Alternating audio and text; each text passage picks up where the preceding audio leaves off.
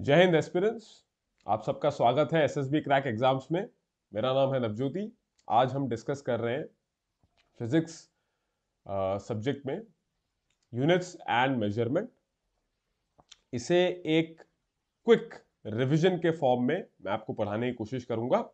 क्या क्या हम आज इसमें पढ़ने वाले हैं उसकी तरफ एक नजर दौड़ाते हैं। फंडामेंटल क्वांटिटीज, ठीक है, फंडामेंटल क्वांटिटीज रहेगा, ठीक है।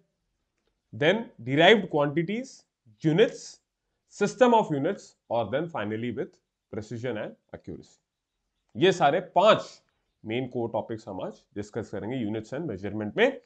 Topic exam point of view से अगर देखा जाए तो बहुत ज्यादा क्वेश्चंस इस पे नहीं आते हैं, लेकिन स्कोरिंग है, आप अच्छे से इसमें पूरे मार्क्स स्कोर कर सकते हैं क्योंकि आसान है ये टॉपिक, ठीक है। और बेसिक चीजें हैं, आगे फिजिक्स को समझने के लिए भी, अलग अलग यूनिट्स को पढ़ने के लिए भी बड़ा काम में आता है आपके, ठीक है।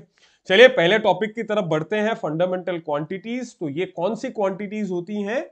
ये वो फिजिकल क्वांटिटीज रहती हैं जो किसी चीज पे डिपेंड नहीं करती, इनका खुद का एग्जिस्टेंस है और इनके थ्रू हम कुछ और क्वांटिटीज को डिफाइन करते हैं फिजिक्स में। तो इसमें कौन सी फंडामेंटल क्वांटिटीज कौन कौन सी रहती हैं? सबसे पहले है मास, फिर length, time, temperature, electric current, amount of substance और ल्यूमिनेसेंस इंटेंसिटी। ये 7 आपको एज अ फंडामेंटल क्वांटिटी याद रखनी है और 2 आपकी सप्लीमेंट्री फंडामेंटल क्वांटिटीज भी होती हैं, एक है प्लेन एंगल और एक है सॉलिड एंगल। सो टोटल 7+2 इस फॉर्म में आपको याद रखना है, ठीक है। तो साथ में आपकी mass, length, time, temperature, electric current, amount of substance और ल्यूमिनेसेंस इंटेंसिटी। उसके बाद 2 जो सप्लीमेंट्री है वो कौन कौन सी हैं? प्लेन एंगल और सॉलिड एंगल। प्लेन एंगल के बारे में मैं आपको एक आइडिया दे देता हूं। जब एंगल, एक आर्क का लेंथ हमारे पास है फॉर अ सर्कल, उसका एक पोर्शन मैंने ले लिया, ठीक है, और ये एक एंगल सबटेंड कर रहा है एट द सेंटर थीटा। तो ये जो एंगल है, this is called a plane angle, ठीक है, क्योंकि ये एंगल जो है इसको इस लेंथ और रेडियस के फॉर्म में ये एक्सप्रेसिबल होता है जब ये एंगल हम रेडियन में लिखते हैं, ठीक है। तो यूनिट में अभी हम इसको पढ़ेंगे कि प्लेन एंगल की भी क्या यूनिट रहेगी, ठीक है। हालांकि ये बेसिक चीज है कि प्लेन एंगल आप समझ जाएं कि ये एंगल जो है ये आर्क लेंथ और रेडियस के फॉर्म में एक्सप्रेसिबल है और ये कहलाता है आपका प्लेन एंगल, ठीक है, कंसिडरिंग इन अ प्लेन। यही चीज जब 3 डायमेंशन में आप देखेंगे इस एंगल को तो ये एंगल कहलाएगा सॉलिड एंगल। बस यही डिफरेंस है, इतना ही आपको याद रखना है, ठीक है। तो फंडामेंटल क्वांटिटीज था ये 7 क्वांटिटीज आप याद रखिए और प्लस ये 2, ठीक है। आगे बढ़ा जाए, डिराइव्ड क्वांटिटीज। ये वो क्वांटिटीज हैं जो इन्हीं 7 जो अभी हमने पढ़ी इन पर डिपेंड करती है। जैसे स्पीड, स्पीड इज व्हाट, इसको मैं ऐसे लिख सकता हूं, लेंथ बटा टाइम, ठीक है। Distance is what, basically is the length, ठीक है। Force, mass multiplied by acceleration.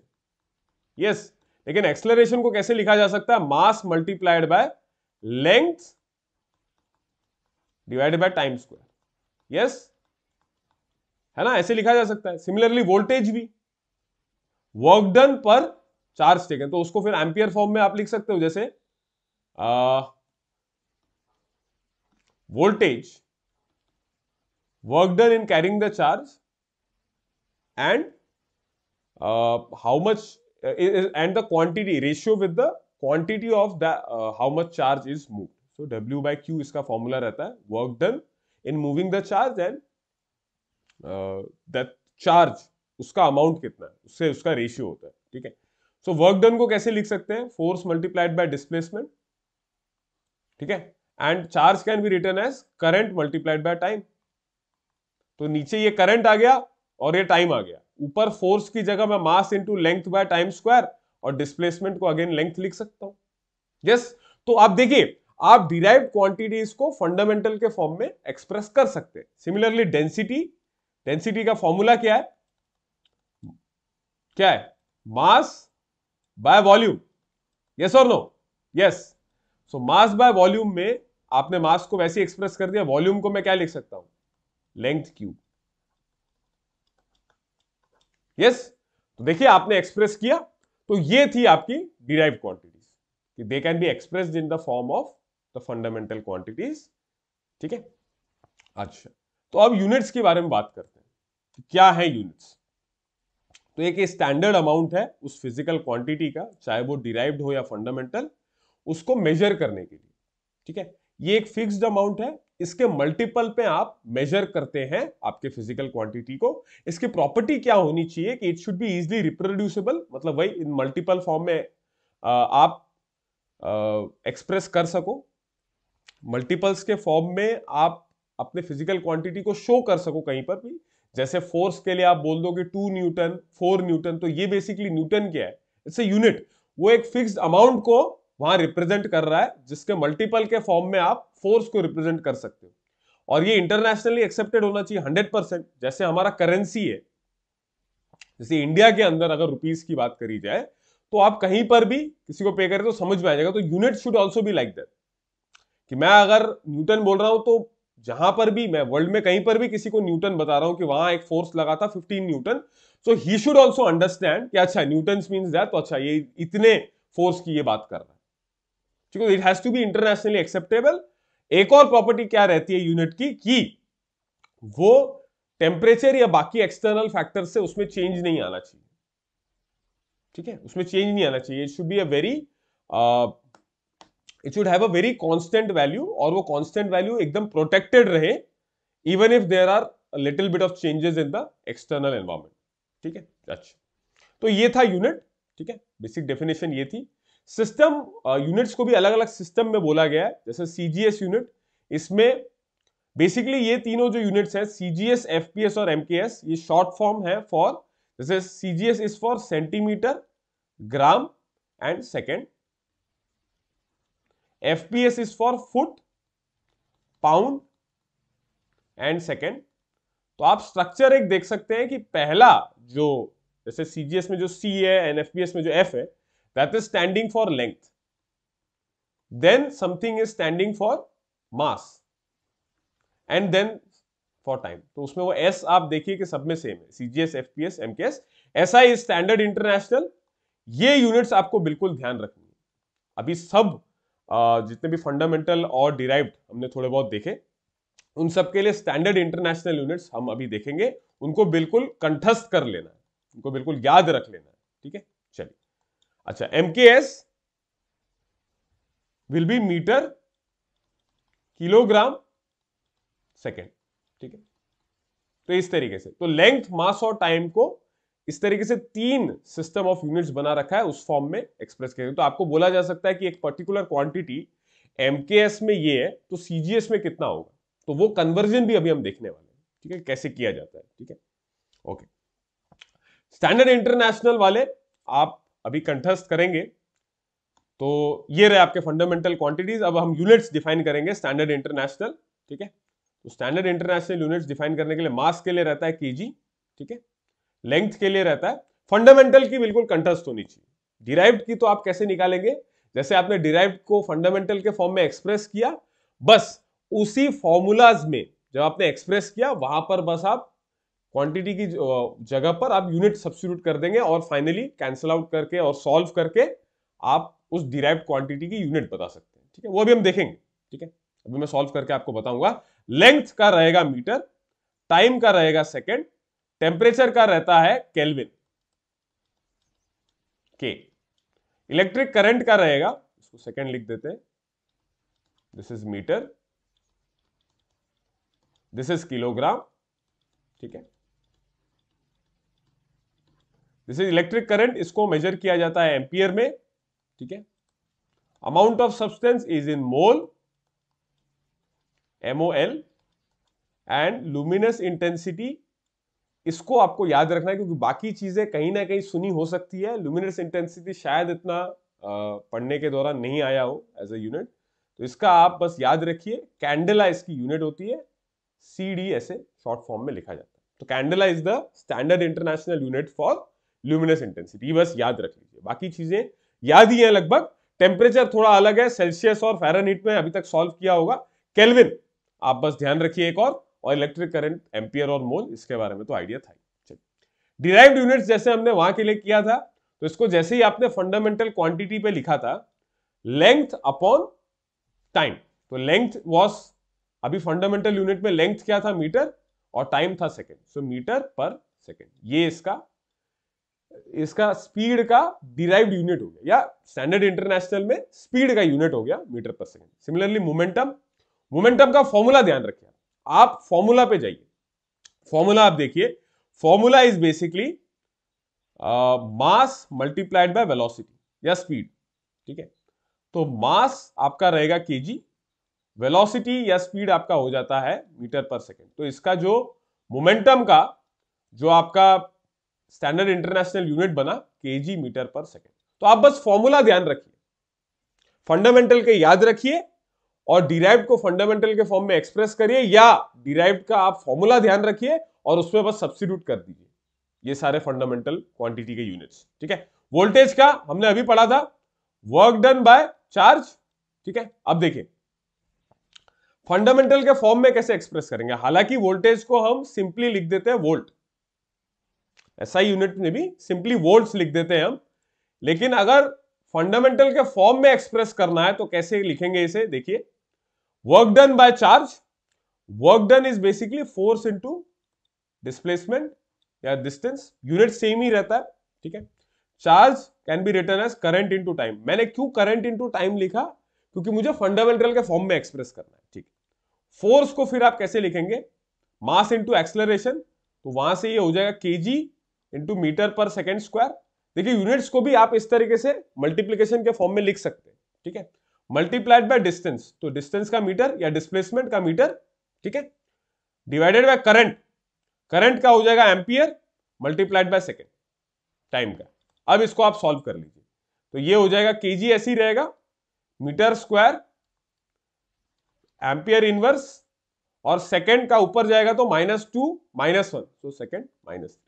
तो ये है आपका, और यही बराबर होता है वोल्ट के, ठीक है, यही बराबर होता है वोल्ट के। Similarly density mass per unit volume, तो केजी पर मीटर क्यूब, केजी पर मीटर क्यूब। अच्छा, इसी को अगर सीजीएस में करना है तो ग्राम पर सेंटीमीटर क्यूब, ठीक है। बस आपको सीजीएस में क्या ध्यान रखना है कि मैं वेट का या मास का यूज करूंगा यूनिट ग्राम, लेंथ के लिए यूज करूंगा सेंटीमीटर, और टाइम मेरा वही रहेगा, दैट इज सेकेंड, ठीक है।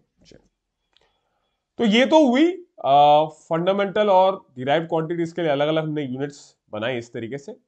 अब हम कई ऐसे यूनिट्स भी यूज करते हैं जो एसआई एमकेएस सीजीएस के बाहर, but they are used while measuring. अगर मेजरमेंट के दौरान कुछ बड़ा आपको एक्सप्रेस करना है, कोई बड़ा डिस्टेंस या छोटा डिस्टेंस, तो वो फिर एसआई के फॉर्म में कई बार एक्सप्रेस करना थोड़ा मुश्किल रहता है, या दूसरे जो सिस्टम हमने देखे सीजीएस एमकेएस या एफपीएस, उसमें मेजर करना थोड़ा मुश्किल रहता है, तो हमने एक दूसरे यूनिट्स बना लिए उनके लिए। तो देखते हैं, उनकी तरफ एक नजर मारते हैं। प्रैक्टिकल यूनिट्स ये कहलाएंगे। लेंथ के लिए कैसे रहते हैं, एक रहता है आपका 1 फर्मी, दैट इज 10 की पावर -15 मीटर। ये आपका एटम्स के अंदर जो डिस्टेंस हम मेजर करते हैं उसमें आपका काम आता है। सिमिलरली एक्सरे यूनिट भी 10 की पावर -13 मीटर। 1 एस्ट्रोनॉमिकल यूनिट, देखिए ये एक एवरेज डिस्टेंस है बिटवीन सन एंड अर्थ, और ये डिस्टेंस होता है around 1.5 into 10 to the power 11 metre, ठीक है। तो इसमें आप कैसे मीटर या किलोमीटर से आप एक्सप्रेस करेंगे, you are measuring distance between sun and earth, तो इसलिए फिर इसको आपने एक यूनिट, हाँ, लेकिन उसको आपका स्टैंडर्ड इंटरनेशनल के फॉर्म में वो कितना होता है वो आपको ध्यान रहना चाहिए, हाँ, ताकि कन्वर्जन आपको क्लियर रहे कि अच्छा ये उतना होता है, ठीक है।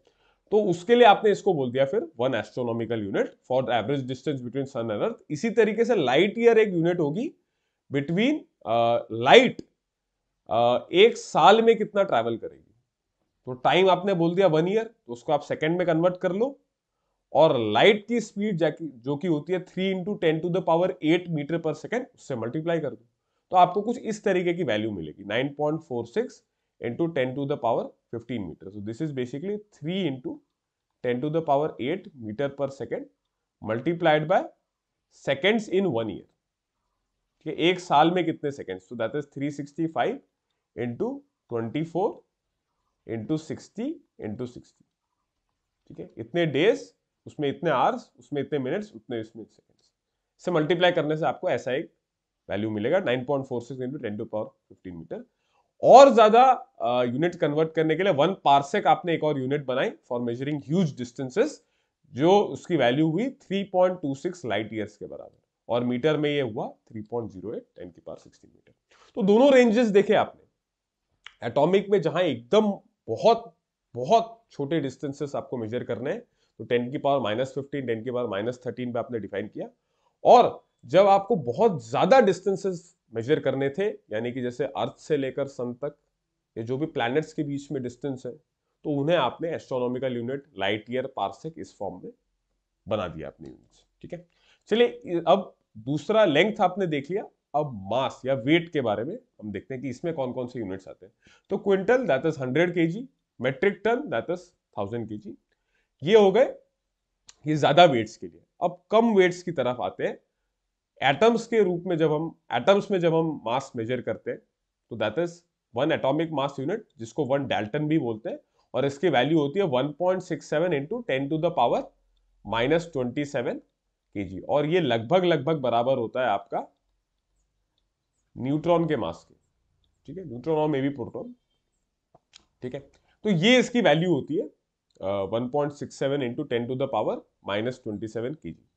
पाउंड और केजी के बीच में क्या कन्वर्जन चलता है, 0.45 का, लगभग 1 पाउंड आधा किलो होता है, लगभग, इससे थोड़ा कम है, लेकिन अप्रोक्सीमेट करने के लिए आप 0.5 मान सकते हैं। ठीक है, 1 एटॉमिक मास मैंने यूनिट बता दिया, ये वो यूनिट चलती है जब हम एटम्स का मास मेजर करते हैं। तो इसकी वैल्यू अराउंड कितनी है, 1.67 या 1.66 इंटू 10⁻⁻27 kg। ठीक है, तो लेंथ हमने देख लिया, मास या वेट हमने देख लिया। एक और फंडामेंटल क्वांटिटी जो कोर रहता है, टाइम के लिए भी देख लेते हैं कि टाइम में किस तरीके से प्रैक्टिकल यूनिट्स काम आती है। तो 1 solar day that is basically एक दिन में 24 घंटे के अंदर कितने सेकेंड्स होते हैं, दैट इज दिस वन 86400। ये लाइट ईयर के मेजरमेंट में ये वाला वैल्यू डायरेक्ट यूज किया जा सकता है। सिमिलरली 365 एक साल can be said as 365 half solar days, इसको 1/4 कर लेते हैं, 1/4 सोलर डेज। ठीक है, that is 365 days plus 6 hours form में एक्सप्रेस करते हैं, ताकि हर चौथा साल जो है वो 6 + 6 + 6 + 6 24 आवर्स बन जाए, and then that becomes 1 more day. So 4th year में आपका फिर लीप ईयर आ गया। ठीक है, 1 लूनर मंथ 27.3 सोलर डेज, मतलब लगभग ये 1 महीने के बराबर है, लगभग 1 महीने के बराबर, लेकिन एग्जैक्ट इसकी वैल्यू होती है 27.3 सोलर डेज। लूनर मंथ मतलब चांद पूरी तरीके से अपना फुल बनकर वापस फुल बनने में उसे कितना टाइम लगेगा। ठीक है, दैट इज द टाइम, या अगर और टेक्निकली देखें तो पूरा एक चक्कर अर्थ के अराउंड मारने में उसे कितना टाइम अराउंड लगता है, तो that is around 27.3 solar days. ठीक है, वो कितने में बड़ा होकर वापस मतलब फुल मून से वापस फुल मून में कितना टाइम लगता है, उस पे I am not very 100% sure, but yes, एक पूरा रेवोल्यूशन उसमें 27.3 डेज लगेंगे। ठीक है, ट्रॉपिकल ईयर, तो जिस साल आपका सोलर इक्लिप्स हो, जिसमें टोटल सोलर इक्लिप्स अकर करता है, that is called a tropical year. और फिर आपका एक रहता है लीप ईयर, जिसमें आपका 29 डेज रहता है फरवरी में। तो टाइम के इस तरीके से भी कुछ प्रैक्टिकल यूनिट्स हम लेते हैं। तो सोलर डे पे कंफ्यूज नहीं होना, it is just equal to the normal day. और लूनर मंथ में भी आपको कंफ्यूज नहीं होना, हम जनरली उसको 28 29 30 31 डेज एज अ मंथ में लेते हैं। ठीक है, चलिए, अच्छा, कुछ प्रीफिक्सेस यूज की जाती हैं 10 की पावर्स पे। ठीक है, अगर -1 है तो दैट इज कॉल्ड डेसी, -2 है तो that is centi, milli is for 10 की पावर -3, -6 पे होता है माइक्रो, -3 और -6 ठीक है, ओके, -9 पे होता है नैनो, और -12 पे होता है पिको। तो ऐसे प्रीफिक्सेस दिए हुए हैं। जैसे अगर मैं बोलूं 1 पिकोमीटर, तो दैट इज 10 की पावर -12 मीटर्स। ठीक है, सिमिलरली आपका 10 की पॉजिटिव पावर्स पे भी रहता है, डेका 10 की power 1, 10 square that is hecto, 10 cube that is kilo and 10 की पावर 6 दैट इज मेगा। ठीक है, तो कुछ आपको इनमें से प्रीफिक्सेस आपको याद रखने, ठीक है। जैसे ये जो टिक्ड है, milli, micro, nano, pico and mega, kilo, ये मेनली आपको ध्यान रखना है। हालांकि सारे ही याद रखें तो it's always better. Why? Because questions में कई बार इस तरीके से प्रीफिक्सर पर बेस्ड आपको कुछ न्यूमेरिकल्स दे दें आपको क्वेश्चन में फॉर्म में, और आपको फिर कन्वर्ट करना पड़े उनको। ठीक है, तो सब इवेंचुअली मीटर में ही कन्वर्ट होगा। ठीक है, या अगर ग्राम्स में है तो ग्राम में, या टाइम में तो कोई इशू नहीं है, that always will be in seconds. लेकिन मास या अगर लेंथ की बात करी जाए तो मीटर या ग्राम में उनको लाना पड़ेगा। ठीक है, चलिए, तो ये था प्रीफिक्सेस के बारे में। आगे बढ़ते हैं कि कैसे यूनिट्स के बीच में कन्वर्जन होता है। तो आप इस फॉर्मूला को ध्यान रखिए, N1 into U1, that is एक यूनिट कैसे बना होता है, एक मेजरमेंट किस तरीके से होती है एक फिजिकल क्वांटिटी की। ये एक नंबर मल्टीप्लाइड बाय एक यूनिट रहेगा। ठीक है, दैट इज उस यूनिट के कितने मल्टीपल पर है, 1 टाइम, 2 टाइम्स, 3 टाइम्स, इस फॉर्म में। तो जैसे मान लीजिए डेंसिटी में मुझे कन्वर्ट करना है कि 1 kg पर metre cube, that is basically the MKS unit. ठीक है, इसको अगर मुझे कन्वर्ट करना है, that is how much this is in CGS। तो CGS में इसका यूनिट क्या हो जाएगा? CGS में इसका यूनिट होगा ग्राम पर सेंटीमीटर क्यूब। यस, अच्छा, तो इसको आप कैसे लिखिए? इसको आप बिल्कुल इस फॉर्म में लिखिए, 1 इंटू kg पर metre cube is equal to x into gram पर सेंटीमीटर। अब यहां से आपको x निकालना है, तो x equal to 1 into kg पर मीटर क्यूब, और यहां से इसको अब मैं इधर ट्रांसफर करूंगा, तो this will become centimetre cube, जो कि नीचे था ये ऊपर आ जाएगा, और ग्राम जो है वो इधर आएगा तो नीचे आ जाएगा।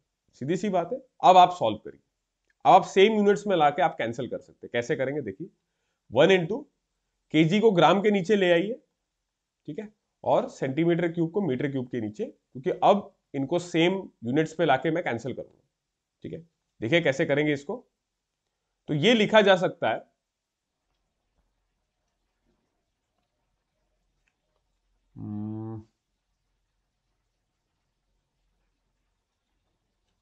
ये लिखा जा सकता है 1 into 10 cube gram divided by gram, या 1 ग्राम लिख दो, ठीक है, मल्टीप्लाइड बाय सेंटीमीटर और मीटर में क्या कन्वर्जन फैक्टर है? 10 स्क्वायर। ठीक है, जो फैक्टर है उसको भी आपको क्यूब करना है। ठीक है, 10 स्क्वायर, या यहाँ 10 स्क्वायर मत लिखो, सेंटीमीटर मीटर है ना, 10 की पावर -2 आएगा, करेक्ट। तो यहाँ सेंटीमीटर क्यूब ही रहने दो, मीटर को हम सेंटीमीटर को, बड़े को छोटे में कन्वर्ट करते हैं, 10 स्क्वायर सेंटीमीटर होल क्यूब। ठीक है, तो मीटर को आपने लिख दिया, दैट इज 1 मीटर था, सो 1 मीटर को आपने 10 स्क्वायर सेंटीमीटर होल क्यूब लिख दिया। अब यहां से आप क्या कर सकते हैं, ग्राम एंड ग्राम को कैंसिल कर दिया, सो 1 इंटू 10 क्यूब आया। ठीक है, इसको थोड़ा और ऊपर लिखते हैं, 1 इंटू 10 क्यूब आया। ठीक है, यस, 1 इंटू 10 क्यूब आ गया, multiplied by centimetre cube divided by 10 की पावर 6 सेंटीमीटर क्यूब। यहां से सेंटीमीटर क्यूब कैंसिल हो गया। अब देखिए यहां फैक्टर क्या बचा, 10 क्यूब डिवाइडेड बाय 10 की power 6, so this is equal to 10 to the power -3, यानी कि 1 kg पर metre cube is equal to 10 to the power -3 gram पर सेंटीमीटर। तो ऐसे आपने कन्वर्ट कर लिया। तो यूनिट्स को जस्ट मल्टीप्लाई कर लीजिए, एग्जैक्टली डिवाइड करके जब आपको उसको दूसरे में कन्वर्ट करना है, तो इस फॉर्मूला को यूज करके आप सेम यूनिट्स को सेम के नीचे लाइए, उनको exact same formula same unit बनाइए। मतलब बेसिकली पहले आपने देखा केजी के नीचे आप ग्राम को क्यों लाए, ताकि आप सेम यूनिट को बना सके, उन्हें उन्हें सेम यूनिट बना सके और फिर कैंसिल कर सके यूनिट्स। तो उसको सॉल्व करके फिर आ गया आपके पास 10 की पावर -3। तो इस तरीके से किसी भी यूनिट को किसी भी दूसरे यूनिट में कन्वर्ट किया जा सकता है, और वो कितना उसके टाइम्स होगा वो आप निकाल सकते हैं। ठीक है, चले आगे बढ़ते हैं। लास्ट टॉपिक आज की इस लेक्चर का, that is precision and accuracy. तो प्रिसीजन एंड एक्यूरेसी में आप समझिए किसी भी मेजरिंग इंस्ट्रूमेंट के लिए ये दिया जाता है, ठीक है। और एक और टर्म है लीस्ट काउंट, ठीक है। सो एक्यूरेसी और प्रिसीजन का क्या मतलब है? जब भी आप कोई चीज कहीं मेजर कर रहे हैं, ठीक है, सो एक्यूरेसी का मतलब ये है कि एग्जैक्ट वैल्यू के आप कितना पास हो। अगर आप बहुत पास हो तो आपके चीज को बोला जाएगा इट इज मोर एक्यूरेट, ठीक है। यस, प्रिसीजन का मतलब क्या है कि बार बार अंडर द सेम कंडीशंस जब आप मेजर कर रहे हो कोई चीज को, ठीक है, तो मेजर करते वक्त भी उसका जो वैल्यू आ रहा है वो सेम आ रहा है, वो सेम आ रहा है, कई बार बदल सकता है। The degree to which repeated measurements under unchanged conditions show the same results. तो डिफरेंस है। हालांकि एक्यूरेसी या प्रिसीजन, ये जो दो टर्म्स हैं, ये कई बार सेम मीनिंग्स में यूज होते हैं, लेकिन मीनिंग्स दोनों के बिल्कुल अलग अलग हैं और काफी डिफरेंस है। जैसे आप देखें कि एक्यूरेसी का क्या मतलब है कि कितना पास एग्जैक्ट वैल्यू के मैं पहुंच पा रहा हूं while I am measuring through an instrument, तो मैं उस इंस्ट्रूमेंट के बारे में फिर बोल सकता हूं कि ये इंस्ट्रूमेंट ज्यादा एक्यूरेट रिजल्ट देता है, ठीक है। अच्छा, प्रिसीजन का मतलब क्या है कि एनवायरमेंट मैंने चेंज नहीं किया और उस मेजरमेंट इंस्ट्रूमेंट ने फिर भी एग्जैक्ट सेम रिजल्ट वो देता गया बार बार मेजर करने पर भी, ठीक है। तो बेसिकली एक सिस्टम के अंदर, मेजरमेंट सिस्टम जब मैं क्रिएट कर रहा हूं, उसके अंदर ये दो टर्म्स यूज की जाती हैं, एक्यूरेसी और प्रिसीजन, ठीक है। लीस्ट काउंट का क्या मतलब है? ये मेजरिंग इंस्ट्रूमेंट के लिए ही दिया जाता है, एक्यूरेसी और प्रिसीजन सिस्टम्स के लिए दिया जाता है। Correctly said. लीस्ट काउंट आप कैसे मेजर करेंगे? जैसे आपने जो स्केल देखा हो अपना, ठीक है, तो सबसे कम मैं उसमें कितना मेजर कर सकता हूं, सबसे कम करेक्टली कितना मैं मेजर कर सकता हूं। तो आप देखेंगे अपने 15 सेंटीमीटर के स्केल में, ते जीरो, यहां पर जीरो, यहां पर 1 आपका कहीं अगर है, तो इसके बीच में 10 डिविजन है, ठीक है। तो 10 डिविजन मतलब आपका 1 सेंटीमीटर जो है वो 10 में डिवाइडेड है।